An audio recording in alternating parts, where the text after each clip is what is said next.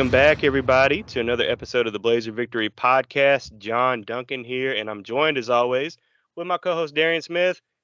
And Darian, we're not going to talk any basketball today for obvious reasons, but hey, we've got some pretty good talk upcoming about the UAB football recruiting update, wouldn't you say? Yes, sir. I would say so. And actually, we are pleased to be joined by special guest Jimmy Marion.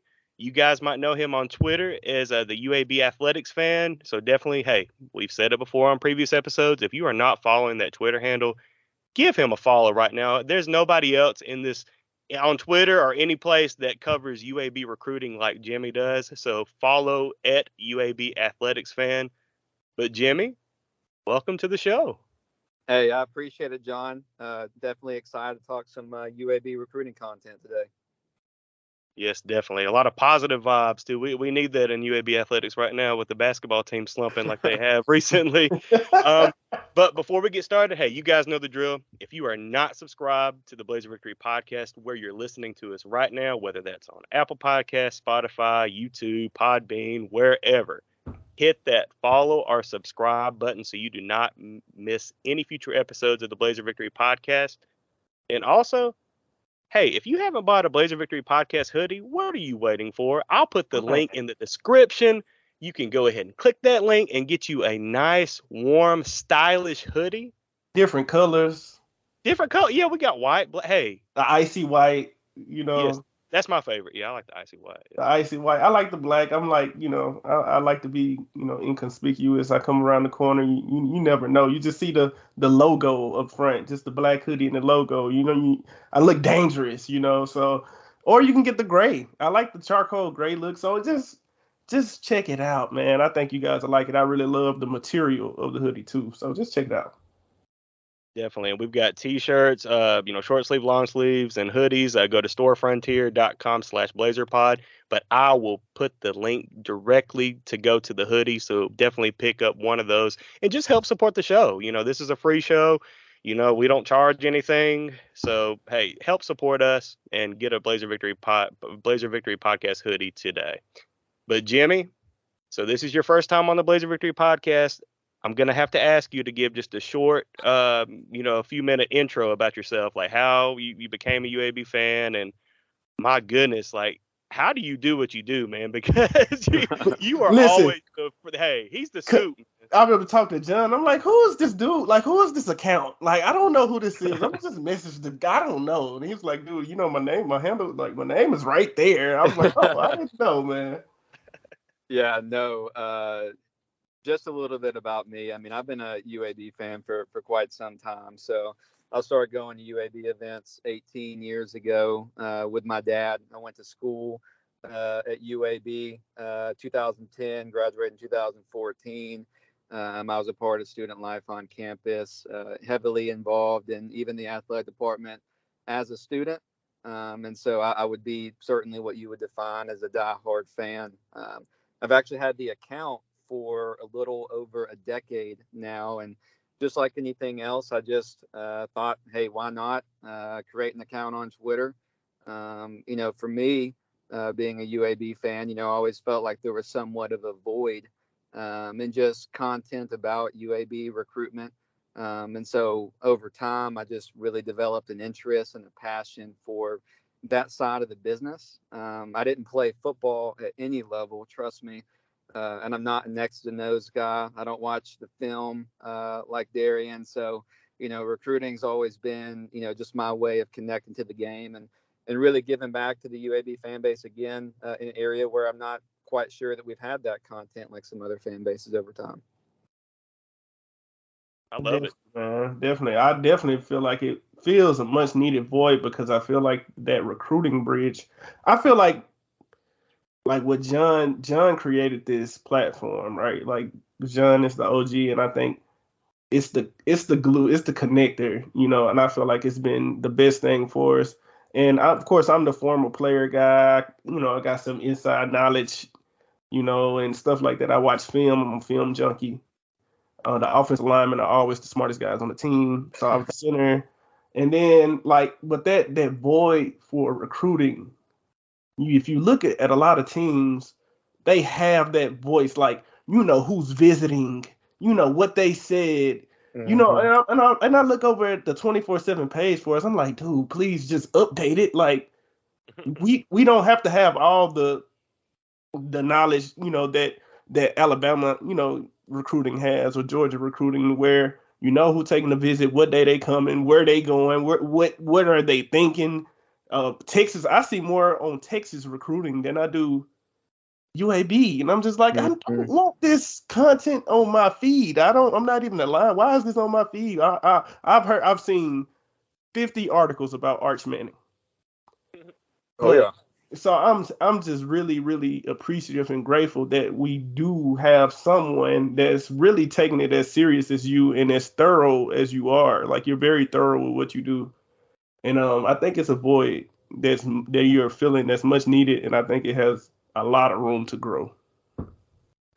Yeah, it's definitely been an evolution, like, over time. So it just started off with just an interest, and then you learn the little things, some things down the road. So I know, Darian, you make some food references, some cooking references on the podcast, and I've got a little bit of my secret sauce. You know what I'm saying? So I can't give you all the ingredients, but what I can tell you is that you learn over time to look for signals. You're looking at I call it activity. So it's like, who's liking what, how recent, who's following who, are they following one another? You're just looking for some certain trends, and you got to realize that, these guys, these prospects, they've got different pages. Some people are, privy to just Twitter versus Instagram, but you kind of got to dabble a little bit in both, because people will push out stuff on one medium versus not the other. And so you got to get your notifications turned on, your list all built. You got to be organized, and just kind of develop somewhat of a strategy. So just kind of painting a little bit of a broad brush there, but that's some of the behind the scenes that's going on. And I'm pretty sure John can agree with me on here. We're talking about the food references. Like, you just gave a couple of your ingredients, but you need the right shelf to do that. Listen, I was trying to do a little bit of what you was talking about. I was like, oh no, I am not for this. Like, I am not. Right. I gave up on it pretty quick, and I was like, hey man, I can send a DM, but yeah. So it takes a certain type of person to be made for it. So yeah, again, we appreciate it, and that's pretty cool, man. No problem. I enjoy it. Well, guys, hey, Trent Dilfer era recruiting seems to be off to a good start. I know you guys were just talking about, Darren, you mentioned, Arch Manning and Texas stuff. I'm getting a little tired of seeing New Mexico stuff on my feed, but I guess we're gonna have to be okay with that for a little while. But so I feel like the coaching staff and Trent Dilfer, they're doing a really good job right now, kind of attacking what this football program needs. Some needs are pretty urgent right now. We'll get into that in a minute. But Jimmy, Darian, really this episode, I'm not going to lie, recruiting is my weakness. I really don't spend a lot of time on recruiting. I know, Jimmy, especially, you're the guru on it. And Darian, I know you dabble in it a lot too. And especially being a former player, being in that recruitment process. But in y'all's opinion, who is UAB football, like, who are the coaching staff really targeting right now? Like, what would you say? I'll let Jimmy lead this conversation. Yeah, there's a few too, that are kind of obvious right now. So probably most of your listeners have seen content about Jordan Hall, 6'8", 320 tackle, high school prospect out of Ohio. He's a previous Colorado commit. He's got a bevy of G5 offers. This guy, first team All-State in Ohio. What I've heard about Jordan, obviously he's visited, but quickly watching the film and hearing from certain people, if we get him, he's someone that, could be looking at some early playing time. He's got all the tools that the staff is looking for in that particular position. So that's something, I'll be looking to kind of see how it's handled going forward with the new staff. Like, I think we're accustomed to, coming into the team, redshirting, maybe getting some special team snaps, kind of, developing the body, doing all those things. Not that that's not important, but, I think that from what I gather, this is somebody that they'd be looking at. Yes, he could redshirt a year, but you bring him in and he's looking at some early playing time if he kind of fits the bill. You know what? That's interesting, especially from an offensive lineman standpoint, because a lot of times you can probably come in as a receiver or a running back or maybe even a corner, and you can get that playing time, but you don't really see too many offensive linemen come in because they're not physically developed. You got to think a lot of time when guys are seniors, they like grown men, coming out. And you're a kid from high school coming in and you playing against these grown men in the trenches is different. I was a guy, I've been raised in the trenches my whole life. The trenches I play other positions. There's nothing that can save you when you're down in that phone booth. And it's another, I've been against first round draft picks, Fletcher Cox and all of those guys. Ain't nothing gonna save you in those trenches. So it's interesting to me. I know he's huge. Did you say he was 350? I got him at 320. 320, 6'8", 320. He is huge, but the size, I think if we do get him, it's been, from what I've been seeing, it seems like that we have a good chance at him. I think we'll have to get him in a strength and conditioning program and just see where he's at, see how he holds up against physicality, because that size don't matter when you're going against, Alex Wright, getting ready to come at you, and he speed the power rush off the edge on you, that 320 can get put on the ground real quick. But I was wondering, I was like, I wonder if he was a guy that, maybe that could play as a freshman. That's something that's like very, it's almost like a foreign concept at UAB at this point. Yeah, I think to have a true freshman to play, and then if you're talking about offensive line, you don't really rotate offensive linemen, right? So if you're talking about playing time, you're talking about starting. Yeah, and he'd probably be a tackle, right? Like he would look more. Okay, yeah. He's and I think that's where that definition of like early could be subjective. So, that could still mean for us redshirt a year, get him in here, get him in the system. Maybe he starts to get some snaps at redshirt freshman. I don't know without looking at the roster right now. I think Eli Ritchie was potentially redshirt freshman this year, and I think he got some snaps in the heavy Rhino package. So I could see him being a guy like that if everything goes right, he's got the tools, get him in here for a year, and we could probably see him out there as a redshirt freshman, whether that's based on need, depending on who else we can get at that tackle position, or if he's just the dog that they think he is. All right. Any more targets out there? Yeah. And one other note on Jordan, he is visiting Hawaii this weekend. So I don't know if that's like a vacation honeymoon before UAB. I was gonna say, if I was a player and you could give me like any place to visit, Hawaii would be up there. Now I'm definitely not going. I'm not going to sign with you, but I'll take that trip. I'm taking that visit. Like when it coming out of JUCO, I'm like, please let me get a trip from Hawaii. Like I was never gonna sign there, but I'm gonna take that trip, man. Yeah. Well, another guy that kind of flashes is you guys have seen Isaiah Jacobs, 5'11", 225, JUCO running back from Independence. He was obviously here this past weekend, posted some photos earlier in the week from his visit. Guy's jacked from what I could tell, and he's got good bloodlines. Did y'all know who his brother is? Yes, we do. Yes, sir. You can inform the list. Josh Jacobs. So funny enough, I was listening to a college football podcast, and they were talking about the recruitment of Josh Jacobs, and I just figured that he was like this dude, 5-star, come out of high school. But they said that I think it was Scout.com had Josh Jacobs ranked as a 3-star. Come out of high school. It wasn't even the top 300 players on that site. So, this could definitely be another gem, somebody that could come in and has been at that Power 5 level at Maryland before. He's definitely going to be a hot commodity. I'm not sure if he's got other visits lined up, for this weekend. But he was someone I was hoping for.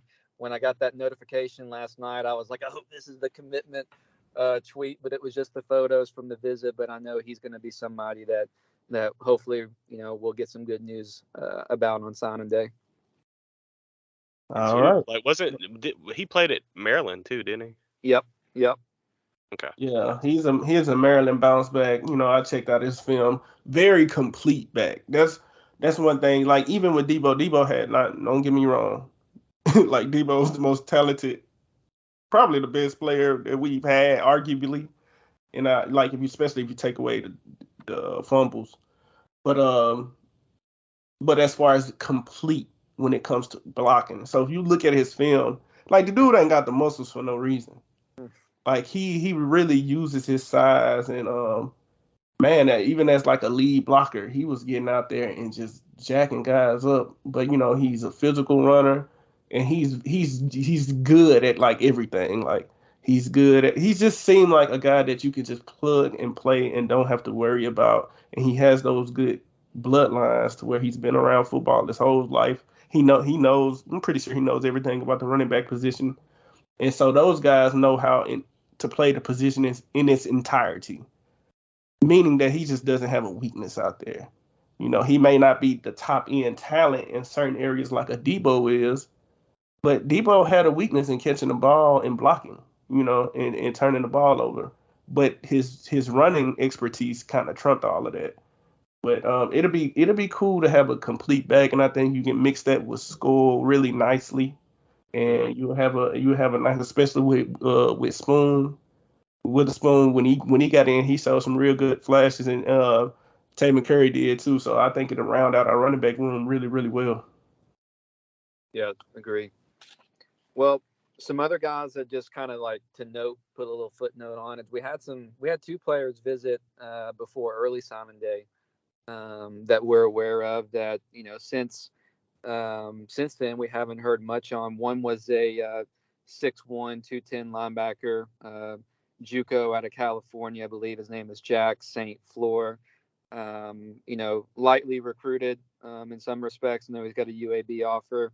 He visited the week before Christmas. He didn't sign. So at that linebacker position, I'd be curious, just as a name to watch. Maybe he's somebody that is a spring graduate, somebody that we plan to announce. And same thing with JoJo Johnson, 5'11", 190-pound defensive back. He's from Iowa Western. He's the guy that started his career at Notre Dame, tore his ACL his true freshman season, I believe, ended up transferring. And so he's gone the JUCO route, and he's got a few offers, whether it be from Buffalo, Illinois, from what I can see, I think Miami, Ohio, and UAB. So those are two guys that I just kind of have as a footnote that not sure why, because if you guys remember, I think it was said that, we had a really nice percentage of recruits that visited that did ultimately commit and sign. And so they're two of the ones that did not. And so it'll be interesting to see if we end up signing them on National Signing Day. Now, with those guys, I was wondering if we had, kind of eventually kind of moved on because it was some guys that went on our radar that we didn't have signed yet that we've signed in that cornerback and at that linebacker, especially at that linebacker position.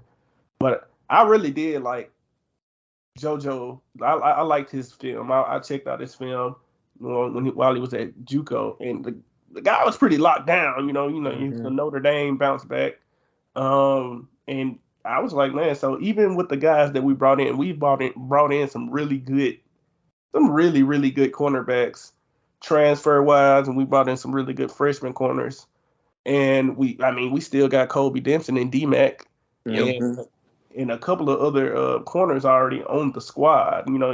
Swoops, he plays in that star role, but he's essentially another corner in a sense. So, we kind of got like 3 starter caliber guys already. So even losing Star and losing who else we lost? We lost Fat.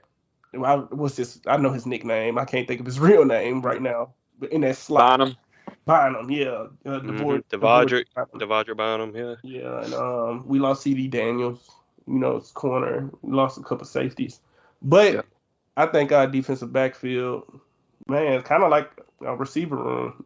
We brought in a lot of talent, and I think we could really be locked down. It's a whole bunch of weapons back there for. Help me with the name, John. Defensive coordinator.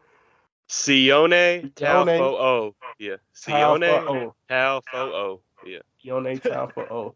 A lot of more weapons for Sione Taufo. Yeah, there we go. There you go. We'll get it eventually. All right. But Jimmy, was that the last target that you wanted to bring up today?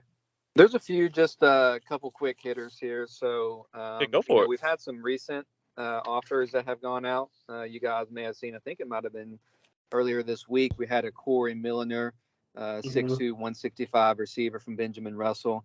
Not that we don't have enough weapons at the receiver position already, but he's someone that just got an offer.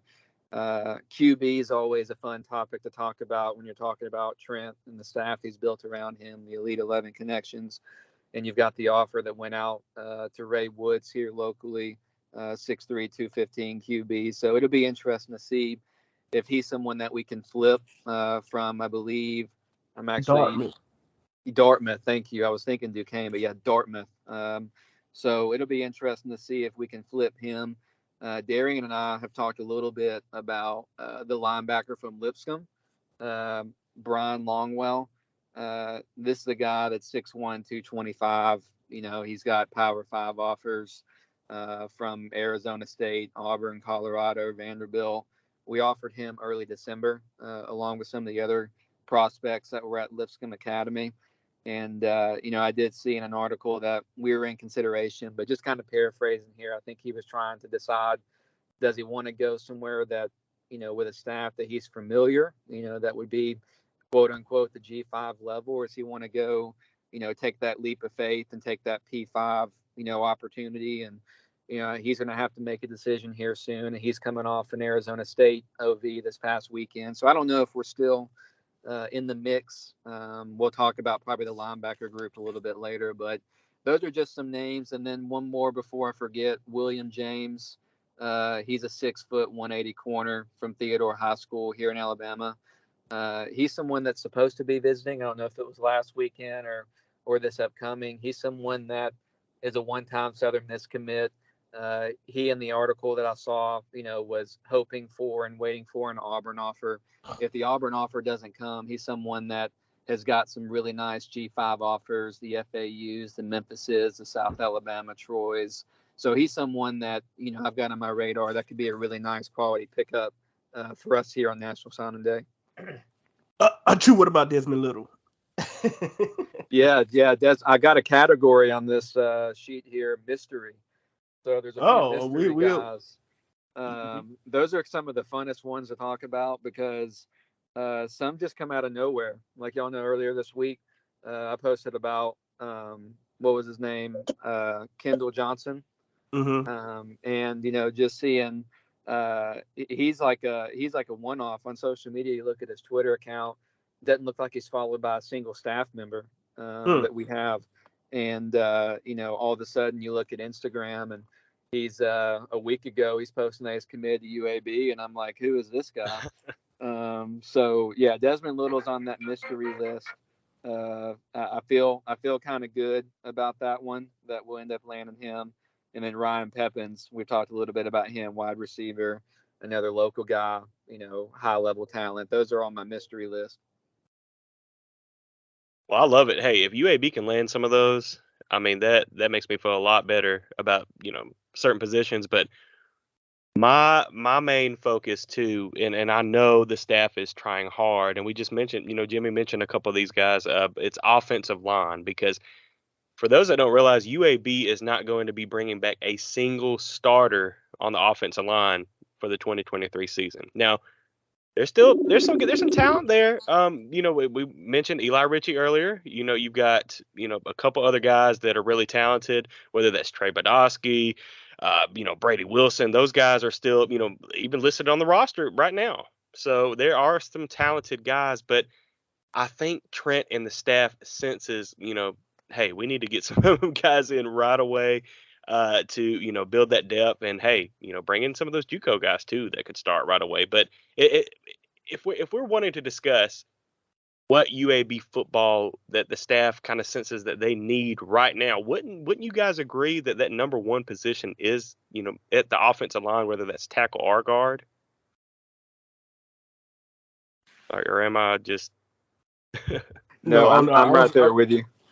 Okay, good. And I mean, I know, Jimmy, you mentioned some wide receivers too, and also you mentioned the guy waiting for Auburn. How about the Dazzling Worsham, deciding to finish out his career. I know he's, former Trustful kid, needs a little work, former 3-star. So I think that we could work him in. But when you lose a guy like Trey Shropshire, I mean, if we would, Darian and I have said this on the pod before, if we would have had a more balanced offense these last few years, there is no telling what Shropshire could have done, in this offense. So, Oh if man, yeah, we can start up a whole nother topic.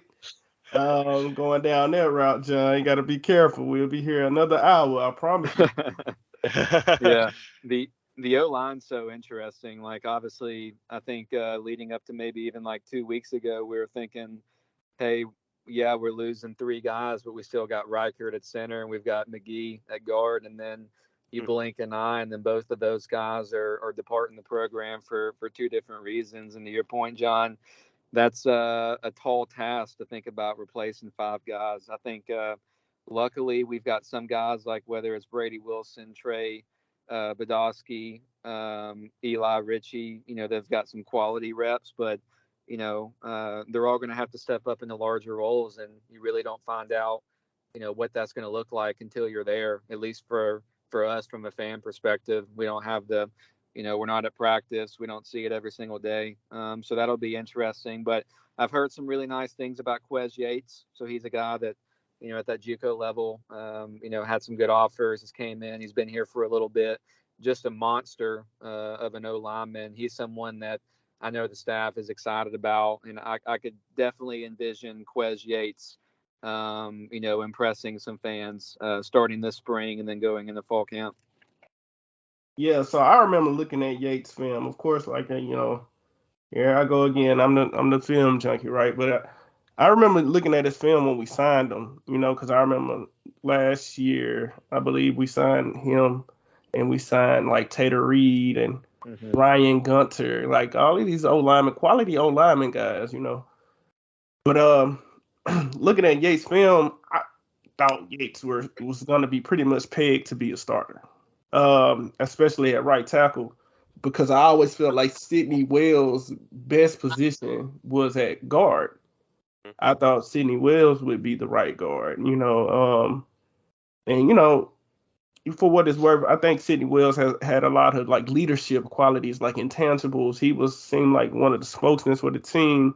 So I think Sidney had to play. I wish we would have put him inside, and I guess they valued McGee on the inside, who, he ended up transferring to Ole Miss. I think he was kind of polarizing that guard. That's what I would say. He was polarizing. I actually went back and watched some film. And yeah, he was. I mean, he was pretty good, especially on running plays. I think sometimes he could his hands get him in trouble. Yeah, I agree with you, Dan. Like sometimes you'll be like, "Oh, that was a good run block," and then the next play you're like, "What are you doing in pass pro? Like what? Like what is going on?" Yeah, yeah. Oh yeah, yeah. We saw a lot of that from McGee, but yeah, good. I mean, I'm happy for him. Going to Ole Miss, getting some NIL. Hey, by all Get your means, money. get your That's money. a Hey, homecoming for him too. You got to think yeah, about that. that's going right. home. He's from Mississippi. I forgot about He's that. from yeah. So I get it. I understand, and I mean that was a choice that's hard for him to turn down. I'm like, I'm not mad at that at all. So, but I always thought that Yates probably should have been a right tackle because his speed plus his physicality, and he has the size. So I kind of didn't understand that. I also liked Eli Ritchie. I think, I've been in the weight room. I've seen, first of all, the dude is huge. Like, I'm like, God, like that's when he was a true freshman. When I saw him, like, dang, like, where y'all getting these true freshmen from? This dude is big. And but I'm excited to see him get on the field. I know he was a guy that we had to go up against Georgia Tech Yep. and kind of steal him. And he was a really good get for us, and I'm glad that we got him. And one thing about injuries is like you get to see players, like sometimes players get quality reps. So Brady Wilson was thrown in the fire as center, so because Will part of the reason he's retiring is because Will got hurt a lot. and it was a lot of damage to his body. So I've already seen Brady Wilson in at center. He's really good at center, and I didn't know we had that type of player behind Will. But seeing that 72 out there, seeing him do his thing, I'm excited for him. I am concerned about that left tackle spot. We saw Badowski get out there, and Badowski did good at Alabama A&M at left tackle. He really did. We didn't get him enough reps outside of that game to really understand. I remember they had a defensive end that was getting off, but honestly, that was on Sidney Wells' side. That wasn't on Badowski. Do you remember that, John? They had that one guy on Alabama A&M at the beginning of the year. He played. Oh yeah, He was giving us the business. He was an App State transfer. Yeah, he Yes. was good. He was good. was- That's the best player on their team by far. He was wrecking shop, and then when he was doing that on Sidney Wells' side, he really didn't line up on Badowski, so I didn't really, whoever guy was lined up on him, he killed him. But then after that, Kadeem was back, and we really didn't. I tried to go back and watch the Liberty game to see if Kadeem sat out the first half of that game. And he played the whole season after that. So I'm like, okay, we really don't have the film, but we know that he was the main backup. So I know he was a little light. He was tall, physical, but he wasn't the biggest guy. He probably was about 290. I wonder if they got weight on him. Trey Hearn was really, really good at left guard. Like Kadeem, I felt like was our best lineman, but we had Trey Hearn right next to him, and Trey Hearn was the emotional leader, but he was the most physical guy I believe that we probably had on the team, and I think it'll be really hard trying to replicate that. And I know we have a JUCO signee in Jalen Nettles, and I really liked his film. I didn't know if we want to place him at tackle or inside lineman, but I was kind of like tinkering and thinking about maybe what our lineman can look at. If we don't sign any portal linemen, I was thinking that Yates might be at left tackle, Nettles at left guard.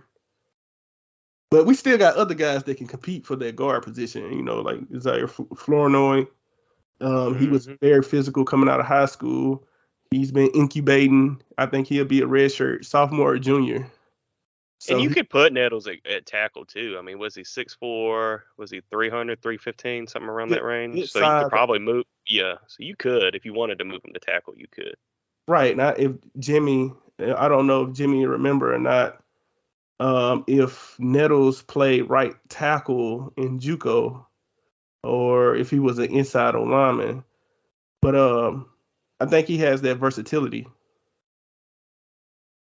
Yeah, I was gonna joke with you, Darren. I feel like it might just be the need at that position, but I feel like every time I do, which is not a lot, turn on the film with the O lineman, I feel like everybody's playing tackle. I'm like, who's playing guard? But it's probably just the guys, Nice. whether it's Townsend or some of the commits. I can't pronounce his name, Mason from out in Arizona. These guys, I keep looking like they're out on the outside, and I'm like, does everybody start at tackle? Heck, I don't know.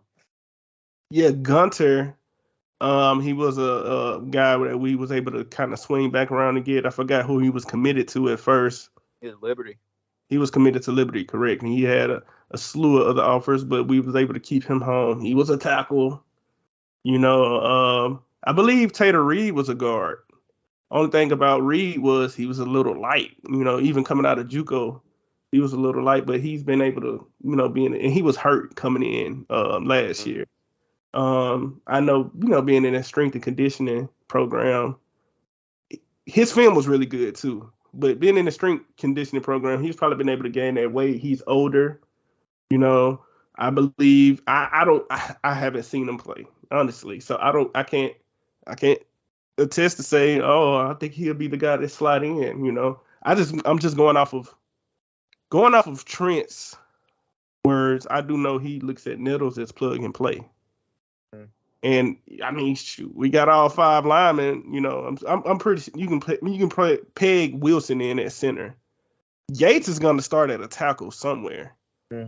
I feel like he has better feet, so I'm thinking he'll be at left. Eli Ritchie, I'm like 90% sure he's going to start at a guard. I think he could have been a starter last year. and we wouldn't have missed a beat. And then I do so. I think there's 3 right there that you got. So who knows after that? Is Reed gonna come and take that guard spot?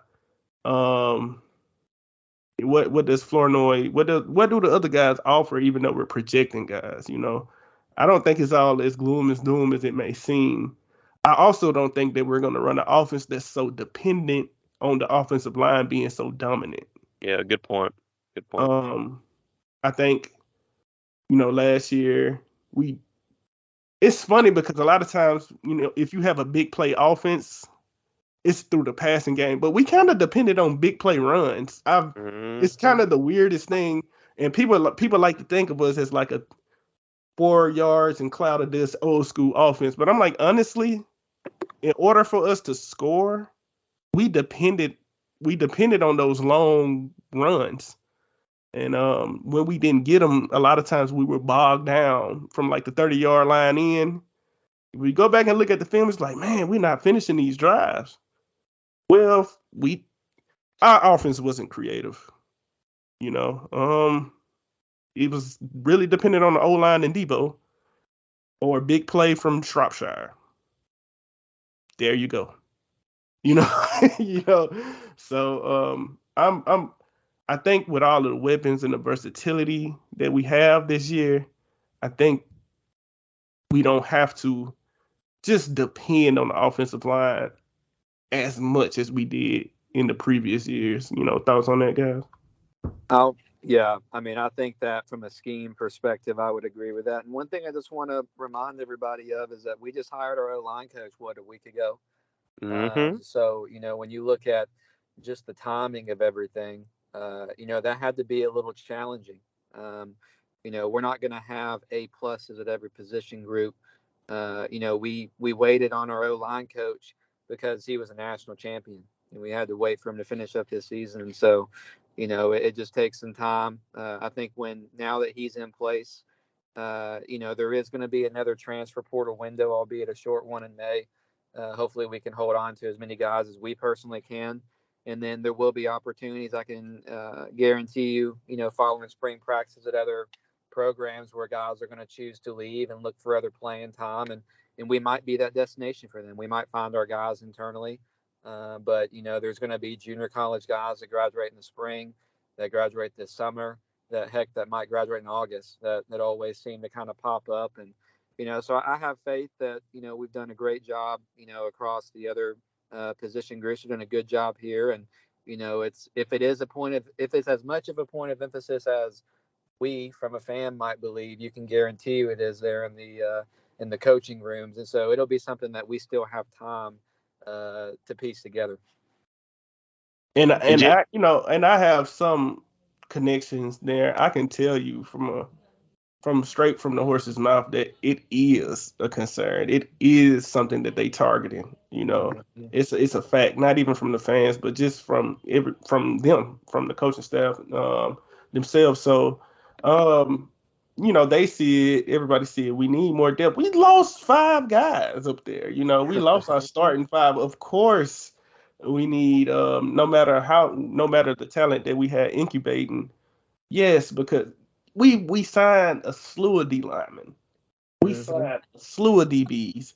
Our wide receiver room is the best the room has ever. I'm looking at all the weapons like, how are we going to play all these guys? Think about it. We got Dazzling Worsham. We got Pippins now. We got John Palmer, Jordan Palmer, Fred Ferrier. We got Malachi Hope Bennett. We signed Amari Thomas. Like I could keep going. Samario Rudolph. TJ Jones. There's no way that we're gonna be able to. So we might lose a guy too in the receiver room to the portal, to be honest, because it's just so much talent. I'm like, wow, this is clearly the best room we've ever had here. So like we don't have to sign another receiver. I know we just offered a guy, but we don't have to sign another. We got a whole bunch of linebackers. The defense, you would think the defense was retooling, but we signed so many guys, but we didn't lose a single guy to the defense to the transfer portal. We just lost him to graduation. we have almost. I mean, we got Fish McWilliams, and we got guys like Joker Gill that didn't play last year. That was like big gets for us. You know, it's so many guys back. There's so much talent. So we can really sit down and just really focus on, especially if we get Isaiah Jacobs at running back and a guy like Desmond Little at edge. We can really sit down and focus and just hit offensive linemen with everything we got. We can send the whole staff on in-home visits, like just go crazy with it. So I like overall. I love where the roster construction is headed. I can see where the playing time will be available for guys. I like the fact that a lot of guys that's been sitting and waiting their turn is going to have an opportunity, to show that stuff. And we'll get into it in later pods, but I'm curious to what Damon Stewart at quarterback. I know, we see Landry Liddy and we see Jacob Zeno, but I'm curious, can Damon be the guy? Like give him a shot. Let's see. Let them battle. And we have a lot of those kind of position battles. I feel like that's going to take place in the defensive backfield too. So, hey, I think we're sitting in a good spot, and I don't want anybody to worry. I don't want anybody to worry like, man, we ain't gonna be able to do nothing without the offensive line. Like these guys know what they're doing and they see the problems and they're addressing it. Trust me. Definitely. And I want to go back to, Jimmy made the point earlier, like if you're an offensive lineman recruit and UAB is recruiting you and, there's not an offensive line coach on staff, like, I mean, why would you commit right now? Now they've got it in place with, Eddie Gordon, who I've heard great things from Georgia. A good friend of mine, Graham Coffey, who runs dogcentral.com for Georgia.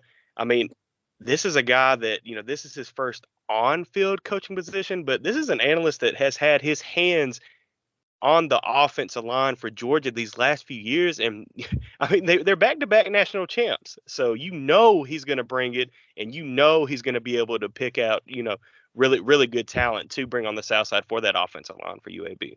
Yeah. And think about this, John. I mean, to apply that same example to life, imagine if you're, looking around for new employment, you got 5 interviews and you're going around and you're interviewing for company X and then company Y, and then you get to company Z. And you're like, so who will I be reporting to? Well, we don't really know. We're still trying to fill that position too. Okay, well, let me, this company over here sounds a little bit more steady. They're not, they know who the boss is going to be. I can envision that. So, I mean, you're dealing with 18, 19, 20-year-olds. They're about to commit, whether it's for a semester or the next 4 or 5 years of their life. And they're thinking, who am I going to interact the most with, for this time frame?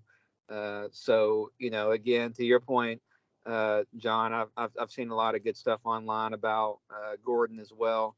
Now we've got him in place. Love what Darian said. Now the staff can really concentrate. Let's put a lot of our effort into this one position group. Let's finish that out strong, and we look good in a lot of other areas. So that should be hopefully what happens. Yeah, and it's also reassuring with Gordon. It's like I like to pay attention to what other fans have to say. Of course, everybody loves their. Let me reframe. Not everybody loves their guy, but especially if they're coming from a successful program, they tend to. So a lot of fans and a lot of like coaches, other coaches and former players, they seem to really, really love Gordon. And so in from what I've heard, he's a great coach from inside sources and just connections and asking around about people. And a lot of people vouch for him, just like they vouched for Trent. Everything I've heard about Coach Dilfer is like, this guy is really a man of his word. I mean, he talks and he says a lot, but he really believes what he's saying. He really bags it up. And with his defensive coordinator, Sione Tafao, right? I said that right, Sione Tafao. From what I'm seeing, what he's producing, like we don't know anything about these guys. They haven't played. We haven't played a single game under this staff yet. But in recruiting, us being in the mix with so many of these guys and us closing on so many guys, us retaining, like I think it's a little scarier for the offensive players because you don't know what system you're going to be running, and you don't know if you're actually going to play. So I think it makes sense to kind of transfer out. Like we lost some tight ends. Like a lot of the people we lost on offense. How can I say it without saying it? Like as if I'm throwing shots. They were talented guys, but we had a lot of people at those positions already, I guess, except for like Dylan. It would have been really nice to have Dylan back. And because in all honesty, and I'm gonna just be real, and I ain't got to kind of watch myself anymore. I believe Dylan was more held back in BB's system than if he was in another type of system. Our system is very run oriented. It's not really made for a quarterback or receiver or playmaker. That's just the type of offense that he runs. It's nothing wrong with that, but I think that held Dylan back. No, and real quick, just hitting on that, Darren, like what was so frustrating, especially for UAB fans, just watching the BYU game, watching the Middle Tennessee game this year, seeing the potential, like, of just kind of spreading it out more and just, modernizing this offense. Like UAB, like that staff showed glimpses, but then would just revert back to hand the ball off pro style. Let's just, whatever gets the job done, milk the clock, whatever. Like it was frustrating because we saw the potential from Dylan Hopkins, and we wish him nothing but the best at New Mexico. But I guess he's still going to be running that same style under Bryant Vincent. So hopefully they have somebody there that can help. Like you said, you use the perfect word in modernize. Yes. I think what made it hard for our offense was that it required people to play a certain role. Mm-hmm. And I feel like it didn't allow playmakers to really flourish. Like I don't really know what we made. Like we tried to do that with Rajay. He's the perfect guy, Rajay Johnson Sanders, right, to talk about this with, because he went down to Troy. Balled out. He balled out. Like, yeah. We had that same talent here, but we used him in a role. We was using him as a jet sweep guy. That was kind of it. That's kind of all we did with him. And then he wasn't able to run his route tree. He wasn't able to show what he was. So if I'm a receiver, why in the world, if I'm not playing with the position that Xavier Ubosi or Trey Shropshire, if I'm not in that position, I'm not coming to UAB because why? I'm not going to get the ball. And I felt like, when we did have the tight ends flourish, that's when Coach Craddock was here. Of course, and so I feel like that's when we really utilized them more. And I think we kept some of those concepts, but it kind of seemed like we regressed in a sense in that, without Coach Craddock being here. Real quick, kind of comparing, Rajay. You look at a guy on the roster now that they basically used for just sweeps. That's TJ Jones. That was a guy that came out of Penn State that we were all pretty much excited about, and we know what he can do. But that's primarily what he did this year and last year. Really was just for kind of jet sweeps. Like it's just I have no clue if he can run a route. Yeah, because we haven't seen it. Yeah. Can he run a route? Did we see him catch a downfield pass? Like, I'm being honest. Like we did in the spring game. That's right. Yeah. So that's the point. Is like, I do believe signaling with all of the receivers that we have, like Malachi Hope Bennett and Dazzling Worsham and Ryan Pippins, just those guys alone. I forgot we got Brandon Dawkins. Was it Dawkins or Hawkins? Hawkins. Yes, Brandon, yes. Very good. I looked at his film. Very good and very nice size receiver. That was well sought. A lot of people wanted him, and Washington we got him. State commit at one time. He what? He was a Washington State commit at one time. And in that system at Wazoo, like they run a pretty spread out system. A lot of receivers, and they let those playmakers flourish. I think that we can rotate so many guys out. I'm a Fred Ferrier fan, like me and John. Oh yeah, hey, we're on the Ferrier camp. Right. Yes. So my thing is, it's like, And we gonna. Iverson Hooks, if he stays too, I mean, that's another, like, that is a Hey y'all, loaded group. Yeah. John, I got some good news. Guess who was just added back to the UAB roster today? Please tell me it's Hooks. Iverson Hooks. Oh, Yes. that's some good news right there. Breaking news. Brr, brr, brr, brr. I remember Steve Irvine telling me about him when he got to see him early on in fall camp, and then I got up to the practice facility and saw him, and I'm like, okay, that's going to be the guy going forward. So I'm definitely glad that he is back on the UAB roster. Oh yeah. So many guys, like, we can legit rotate in and out guys. And I know you can use them because I look at UTSA, right? They had 3 receivers and the tight end that was pretty Yep. marquee. It's like, oh, the best in conference. I'm like, you can spread the ball out. Like, we have the. And my thing is, I felt like in UAB you had a role and it was kind of like, look here, throw to this guy. I like when quarterbacks can go through a progression. If safety is over here, let's do this. We got, like, let these guys. We don't have to have a role. Just throw where the ball is supposed to be based off what the defense is giving you. Right. And I'm excited to see that be implemented this year. You look at Nick Coleman, QB's coach, coming over from South Carolina. I mean, obviously Trent Dilfer is going to have his hands in the mix, and obviously Alex, Mortensen is too. But you look at the QB coach, Nick Coleman, like, I'm confident with him coming over to be able to develop these quarterbacks. Like, Darren, like, when we saw good glimpses of Jacob Zeno, like Jimmy too, you go back to that UTSA game. My goodness, man, if they could just do that hurry up all day, like, and let Zeno do his thing, like, Right. come on. And it's, man, we have the weapons. I think so. Just to carry, like, kind of put a bow on this, like, what I was saying is, like, we won't have to depend on the offensive line much. I think we can run some quick game. We can get the ball out quick, and it won't be a bad thing because you getting the ball into the hands of on any given play. It's going to be a Worsham, or it's going to be a Pepins, or it's going to be Hawkins, or, oh man, there's to John Palmer. We saw the speed he can have. Like, Fred Ferrier, on any given play, is somebody that's good with the ball in their hands. And so we can get the ball out quick, 1, 2, 3, bam. And we don't have to hold up for so long on every play. It doesn't have to be a slow developing play. And I'm also excited about the ability to actually go down the field and win the game. Mm-hmm. Think about in those. Let's be honest. Like, how much confidence did we have if it's 2 minutes left on the clock? We got a timeout left. Our whole offense was not set up to push the ball downfield via the pass game.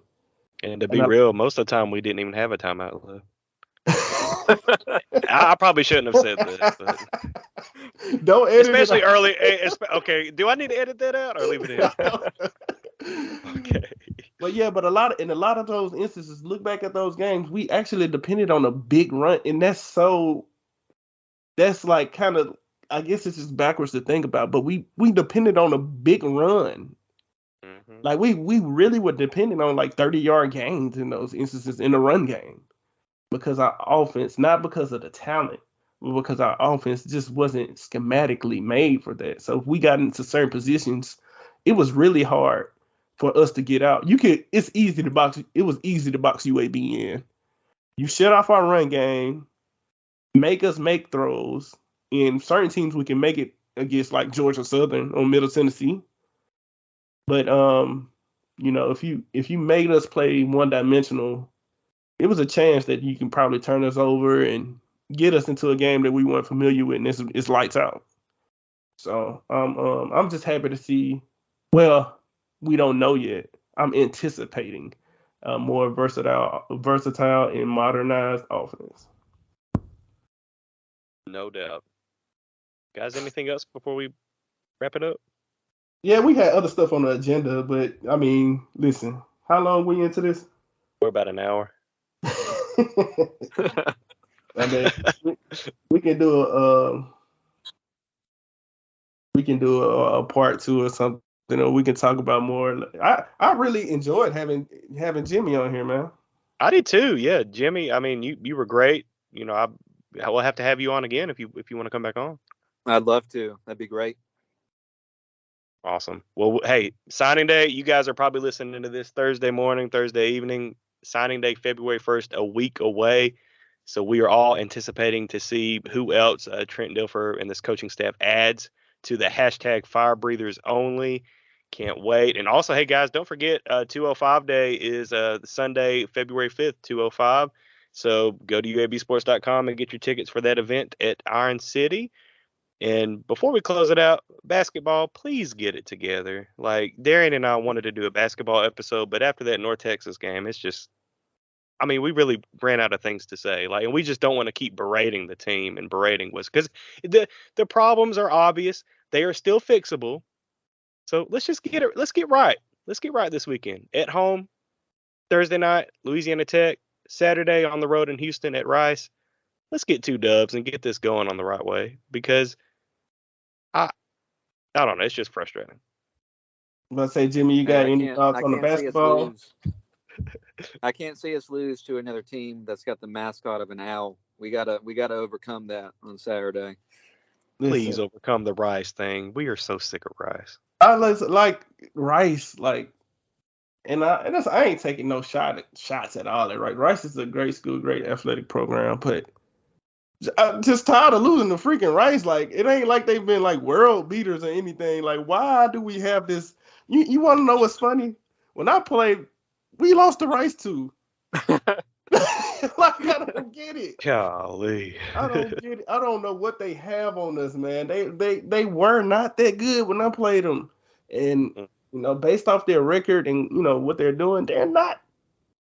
They weren't that good in football, at least, So I'm just saying we lost to Rice a few times now. We lost to FAU in basketball and football so far this season. We faced Rice on Saturday, then I think we've got the FAU Owls coming in. We got Temple in our new conference next year. So we just got to overcome this whole owl thing, or I'm not going to be able to sleep. Like our dragons, like our owls, the kryptonite of dragons. Like, I need to. I've never seen a Komodo dragon be defeated by like an owl. Like, it don't make no sense. It doesn't. So let's please basketball. Yeah, like just to John's point, we've been saying the same thing over and over, on basketball. And honestly, we just felt like we didn't have anything fresh to say, and we didn't want to come off as negative Nancy's because we love this team. Oh yeah. We want to see the best for them. So I'm not going to continue to talk and sound negative about them when they have the talent and we have great coaches. And like I said, we said this is different than football. We can go through all of this, but if they go through and win that CUSA that championship, the tournament, that's what matters. I don't give a damn about none of this, So I can give you all the Cliff Notes version on the basketball recruiting update. We are recruiting actively shooters. So we're looking for people that can put the ball in the basket.